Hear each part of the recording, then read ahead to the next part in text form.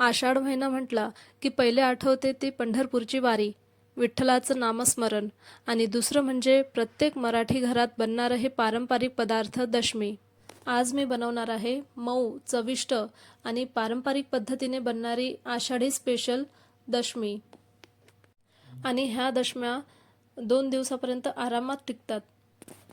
तर चला मग दशमी कशी बनवायची आणि कशाचं प्रमाण किती लागणार आहे ते मी सर्व ह्या व्हिडिओमध्ये सविस्तर सांगितलेलं आहे. तर व्हिडिओ स्किप न करता पूर्ण बघा. तर चला दशमी बनवायला सुरुवात करूया. मी इथे घेतलेलं आहे 1 वाटी गूळ आणि त्याच वाटीने मी 1.5 वाटी पाणी टाकलेलं आहे त्यात. आता हे एका पातेल्यामध्ये टाकून आपल्याला गॅसवर गरम करायचं आहे. गुळाचा आपल्याला पाक बनवायचं नाही आहे, फक्त गूळ वितळेपर्यंत आपल्याला हे गरम करून घ्यायचं आहे पाणी. गुळाचं पाणी छान गरम झालं की त्याला आपल्याला गाळून घ्यायचं आहे. एखाद्या भांड्यामध्ये किंवा कढईमध्ये काढून आपण हे पाणी गाळून घेणार आहोत. याचं पाक आपल्याला बनवायचं नाही आहे. तर बघा इथे आपलं गूळ पूर्ण वितळून गेलेलं होतं. आता एका कढईमध्ये चाळणीने हे गाळून घ्यायचं. हे गुळाचं पाणी गाळून घ्यायचं, कारण ह्यामध्ये कधीकधी छोटे खडेसुद्धा असू शकतात किंवा कचरा वगैरे गुळामध्ये असतं. आता ह्यामध्ये टाकायचं आपल्याला सुंठ पावडर. अर्धा चम्मच सुंठ पावडर टाकलेला आहे मी. विलायची पावडर टाकायची आणि तीळ टाकायचं. 2 चम्मच मी तीळ टाकलेला आहे. आता आपण ज्या वाटीने गूळ घेतलेला आहे त्याच वाटीने 1 वाटी मी गव्हाचं पीठ टाकलेलं आहे आणि 1 वाटी ज्वारीचं पीठ यात टाकायचं आणि हे सर्व मिक्स करून घ्यायचं. एखाद्या चम्मचने वगैरे मिक्स करायचं, कारण पाणी गरम होतं त्यामुळे. आता हे पूर्ण असं मिक्स झालं की आपल्याला झाकून ठेवायचं आहे. 5 ते 7 मिनिटापर्यंत झाकून ठेवायचं. एक वाफ काढून घ्यायची आहे. 5 ते 7 मिनिट याची वाफ काढून घेतली की एखाद्या परातीमध्ये आपल्याला हे काढायचं आहे. हे पूर्ण परातीमध्ये काढून घ्यायचं आणि हे पीठ मळून घ्यायचं आहे. आता हे थोडंसं गरम असते, पीठ थोडं गरम असते, त्यामुळे मी काय केलं आहे, गव्हाचं थोडंसं असं सुक्कं जे आपलं कणिक असते, पीठ असते, त्या पिठाने असं मळून घेतलेलं आहे.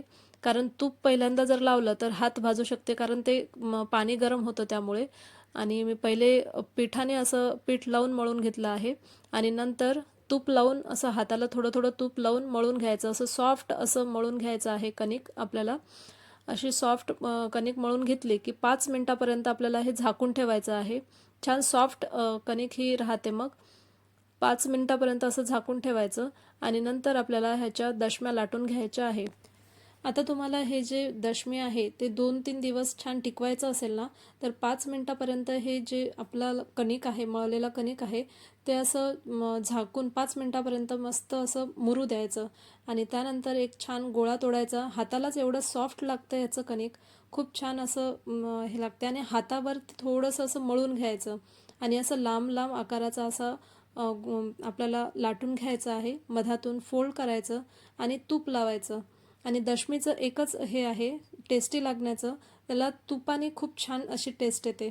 तूपच लावायचं, वरून थोडंसं असं स्प्रिंकल करायचं सुक्का आटा. सुक्कं जे कणिक आहे ते असं वरून टाकायचं, फोल्ड करायचं आणि त्याला थोडंसं असं गोल आकार द्यायचा. गोल आकार दिल्यानंतर पीठ लावून आपण जशी पोळी आपण लाटतो तशी पोळी याची लाटून घ्यायची. जास्त जाड पण नाही ठेवायची आणि जास्त पातळ पण नाही ठेवायची. पातळ झाली तर ही पोळी थोडीशी अशी मग नंतर कडक होईल, तर थोडीशी अशी जाडसरच ठेवायची. तर त्यामुळे ह्या ज्या दशम्या आहेत ह्या छान अशा मऊ आणि लुसलुशीत होतात. आणि वाटलं तर तुम्ही पुरीसारख्या ह्या लाटून घेऊन हे तळू पण शकता, पण हे शक्यतोवर असं लाटून छान तूप लावून असं जर शेकलं तर हे छान बनतात, मऊ बनतात. तुम्ही ह्याचा म्हणजे ह्याचं बघू शकता. असं पातळ, जास्त पातळ पण नाही ठेवायचं आणि जास्त जाड पण नाही ठेवायचं. आता इकडे मी तवा गरम करायला ठेवलेलाच होता. थोडंसं असं तूप लावायचं, वरून पण तूप लावायचं, आतमधून पण तूप लावायचं आणि तूप लावून छान हे जे आपल्या दशम्या आहेत ह्या अशा शेकून घ्यायच्या. थोड्याशा शेकत आल्या की वरून पण असं छान तूप लावून शेकून घ्यायचं. खरपूस असं शेकून घ्यायचं आहे. सोनेरी कलर येईपर्यंत मस्त असं शेकल्या की असं फुगते पण ही पराठा. दोन्ही बाजूने आपण छान असं भाजून घ्यायचं आणि आपल्या ह्या दशम्या आहे ह्या मस्त तयार होतात. खूप छान लागतात, टेस्टी लागतात. बघा अशा सर्व आपल्याला दशम्या लाटून घ्यायच्या आहे आणि ह्यातमध्ये आपण जे तीळ टाकलेलं आहे, हे खाताना हे जे तीळ आहे ना खूप छान लागतं. मध्ये मध्ये जेव्हा दातामध्ये येते ना तीळ, ते छान लागते एकदम. अशा ह्या सगळ्या आपल्या ज्या दशम्या आहेत ह्या छान भाजून घ्यायच्या तूप लावून. अशा प्रकारे सर्व दशम्या तयार करून घ्यायच्या. आता ह्या ज्या दशम्या आहेत ह्या तुपासोबत, लोणीसोबत किंवा कुठल्याही एखाद्या चटणीसोबत खूप छान लागतं किंवा लोणच्यासोबत खूप छान लागतात ह्या दशम्या.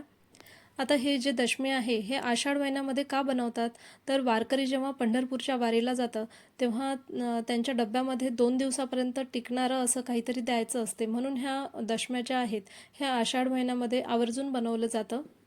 याला गुळाची गोड पोळी पण म्हणतात. तर अशी होती आपली पारंपरिक आषाढी स्पेशल दशमी. ही रेसिपी आवडली असेल तर व्हिडिओला लाईक करा, आपल्या मित्रमैत्रिणींमध्ये शेअर करा आणि तुम्ही पण ही रेसिपी नक्की ट्राय करा. आवडली तर कमेंट करून नक्की सांगा आणि अशाच पारंपरिक रेसिपीजसाठी चॅनलला सबस्क्राईब करायला विसरू नका. विठ्ठल विठ्ठल जय हरी विठ्ठल. पुन्हा भेटूया एका नवीन रेसिपीसह. तोपर्यंत धन्यवाद. Bye bye.